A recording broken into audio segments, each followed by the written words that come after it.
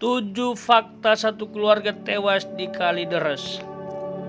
Fakta 1, 4 mayat ditemukan di rumah Kalideres. Fakta 2, keempat orang yang meninggal tersebut merupakan satu keluarga. Fakta 3, warga sudah mencium bau menyengat dari rumah itu sejak pekan lalu.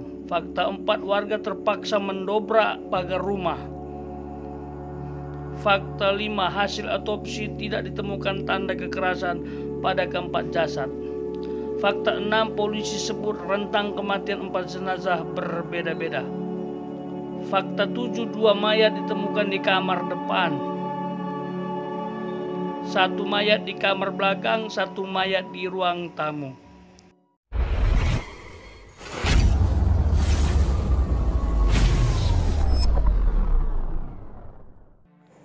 Shalom sahabat KP yang diberkati Tuhan. Beberapa hari lalu kita baru saja digemparkan dengan berita kematian satu keluarga di Kalideres. Kira-kira apa ya penyebabnya? Banyak pihak bertanya-tanya. Ada yang mengatakan ini memiliki hubungan dengan penyembahan setan. Ada yang mengatakan ini penyembahan okultisme dan lain sebagainya. Karena tidak ditemukan tanda-tanda kekerasan dan juga tanda-tanda kesulitan dalam hidup, jadi kemungkinan bukan faktor ekonomi.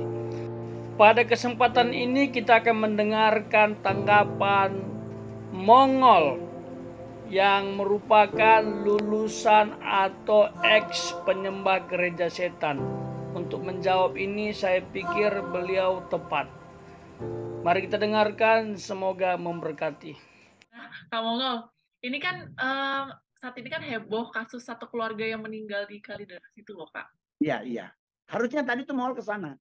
Malam ini mau dibikinin kontennya. Oh, baiklah. Jadi satu keluarga tersebut tidak meninggal karena penyembah satanik, tidak. Oke. Pertama, kenapa tidak menyembah satanik? Karena udah tua. Mereka udah tua, udah di atas 60 tahun. Satanik itu hanya mengincar anak muda. Oke. Ya, komunitas penyembah satanik yang dibilang COS atau apapun itu mengincarnya anak muda, keluarga muda. Nah, tapi mereka ini dapatnya bukan ke satanik, hanya kayak semacam organisasi-organisasi yang nyeleneh kalau bahasa Mongolnya. Oh, kayak cult gitu ya Kak ya? Iya, kayak occultism. Untuk mencapai tingkatan tertentu harus ngerogoh sukmo. Sebelum ngerogoh sukmo nggak boleh makan ini, nggak boleh makan itu, nggak boleh begini, harus puasa muti, harus itu. Itu mereka mengikuti itu, bukan penyembah satanik. Karena kalau penyembah satanik di rumah itu akan ketemu altar, itu nggak ada. Oke. Yang kedua, di rumah penyembah satanik selain ada altar pasti ada mut. Mut itu apa? MUD itu loh yang kayak lendir. Oh, mat, lumpur. Mat itu loh yang lendir satanik tuh pasti ada di situ. Nah, cuman mau ngelihat nggak ada. Oke. Terus Berarti kayak mereka kayak olah kanuragan itu loh, maksudnya kayak pingin kuat, pingin itu, akhirnya mereka tumbang sendiri. Karena orang kalau kelaparan kan nggak ada tenaga. Atau mereka menghabisi diri mereka dengan cara seperti itu, berarti mereka karena ini cerita Mongol tanya beberapa orang katanya tidak ditemukan buku-buku yang apa, berarti mereka dapatnya dari internet. Betul. Jadi yang kasus Kalideres tidak terlibat dengan dunia satanik, hanya terlibat dengan sekte arah ke okultisme, ke Prince of the Darkness, tidak ke sataniknya. Katanya diduga penganut apokaliptik ya Kak ya. Jadi mereka bisa jadi. Cuman Mongol kan maunya harus ke sana. Jadi kenapa Mongol harus ke sana? Karena akan ada beberapa indikasi yang ada di rumah itu. Apakah dalam bentuk tanaman, gantungan pot di rumah, atau apa. Karena kan kalau dia gantungan pot, terus dia agak-agak ke okul, kan otomatis ada beberapa benda yang harus ditaruh. Semacam dupa. Dupa itu kan harus ada pasti di gantungan. Nah, itu gantungan itu ada dupanya enggak, terus baru kita akan kecek mappingin daerahnya, kira-kira ada lumpur apa, ada apa gitu. Nah, ketahuan. Cuman kemarin semalam Mongol di apa namanya di Tabalong, nggak ada. Berarti mereka adalah penghayat ilmu. Gitu. Karena kalau satanik di rumah dia harus ada altar, harus ada lambang Baphomet, dia harus ada lambang pentagram di apa namanya di dinding. Ini nggak ada. Dan yang meninggal mayoritas sudah di atas 40 tahun. Satanik nggak begitu. Satanik mainannya kalau dia lumayan tua tidak dalam bentuk bunuh diri sebenarnya.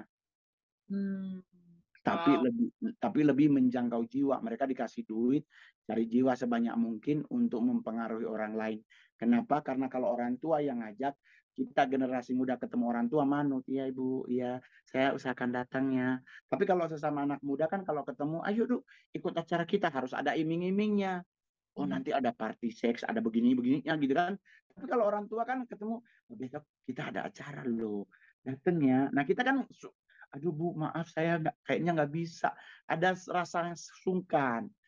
Nah, yang kedua adalah kalau mereka adalah bagian dari pencari jiwa satanik, nggak mungkin mati dengan cara seperti itu.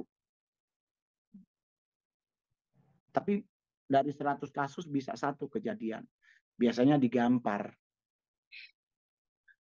Ditempeleng roh namanya. Itu kalau dalam dunia pendoa syafaat tuh di Pletaka itu bisa mati. Tapi setahu Mongol untuk Asia nggak mungkin.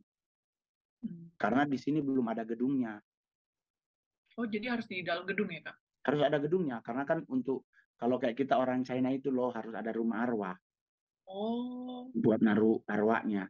Karena arwah dikumpulkan itu yang Mongol bilang.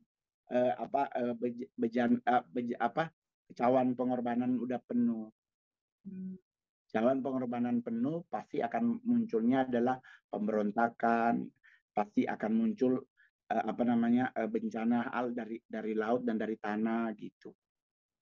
Nah ini kan enggak. Yang penting buat keluarga yang ditinggal sih harapannya mereka tetap, kalau kan dengar katanya mereka Kristen.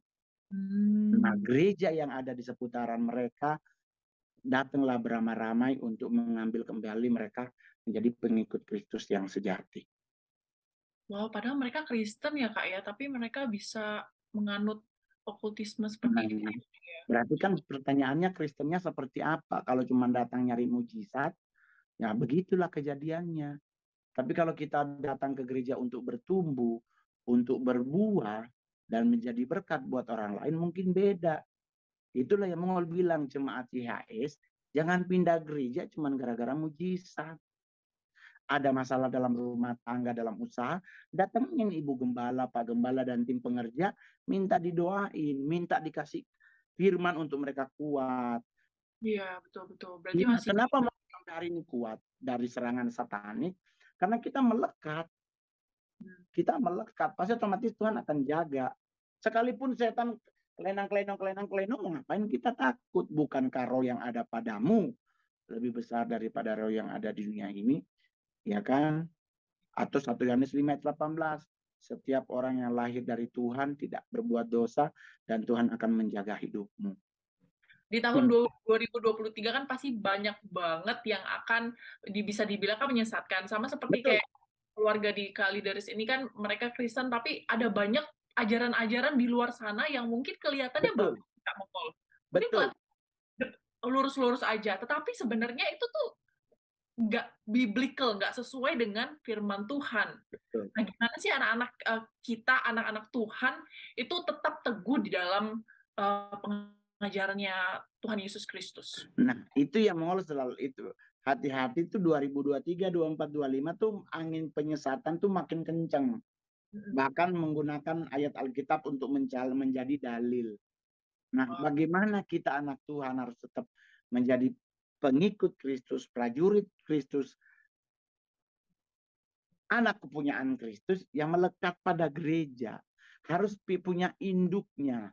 Jadi kalau kita bergereja harus jadi gereja yang menjadi sebuah pohon yang menghasilkan buah dan bunga. Jadi jangan hari ini gereja mana, besok gereja mana, nanti di sana ada lemiho kita ke sana, nanti di sana ada ini kita ke sana. Tetaplah, jadi kalau buat Anda jemaat YHS, tetaplah di YHS, bertumbuhlah di sini, melewati proses apapun di sini, mulai dari apa mungkin dahan dipotong, apa tetap berdiri teguh pada satu gereja yang engkau percayai, itu membuat imanmu bertumbuh. Jadi jangan jadi Kristen belalang pelompat.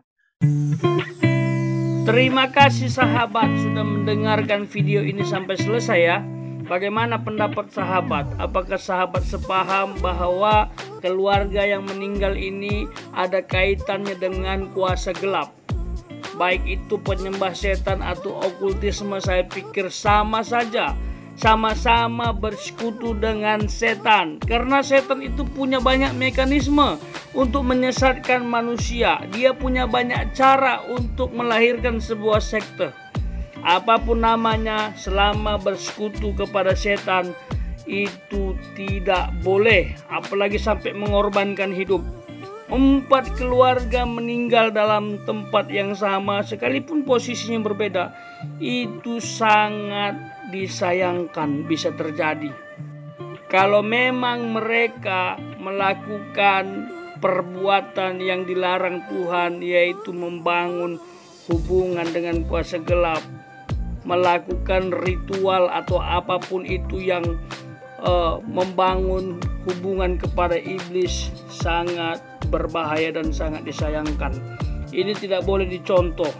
Setan itu menjerat supaya kita melakukan sesuatu yang bersifat kebodohan. Begitu sudah mengalami hal yang tragis baru sadar, oh ternyata yang kulakukan adalah jerat iblis.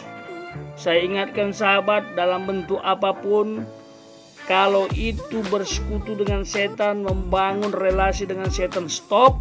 Bangun relasi kepada Tuhan saja. Hanya Tuhan saja. Karena dia sumber berkat. Apalagi saya dengar mereka adalah Kristen, sangat disayangkan. Bukankah Tuhan yang kita sembah itu luar biasa perkasa dan berkuasa? Dia dapat mengadakan mukjizat. Dia selalu ada dan akan terus ada bagi setiap umatnya selama kita datang mengabdi dan mengandalkan Dia. Namun ini hanya sebagai pendapat saja ya, bukan sebuah kebenaran. Biarlah polisi terus mengusut, membongkar setuntas-tuntasnya apa penyebab dibalik kematian satu keluarga di Kalideres.